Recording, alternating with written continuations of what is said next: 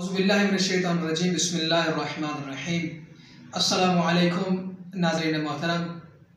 आज का हमारा टॉपिक दीन इस्लाम है। यानी अगर कोई शख्स शरीयत मोहम्मदी में दाखिल होना चाहता है तो उसे इन दो चीज़ों पर ईमान लाना वाजिब होता है। नाज़रीन, एक असूल दीन है और दूसरा फ़ुरूए दीन है।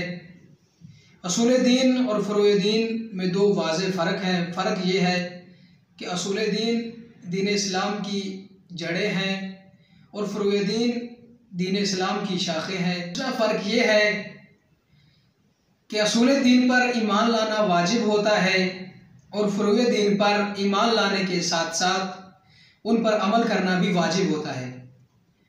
फ़ुरूए दीन 10 हैं और असूल दीन 5 हैं। तौहीद, अदल, नबूवत, इमामत, क़यामत।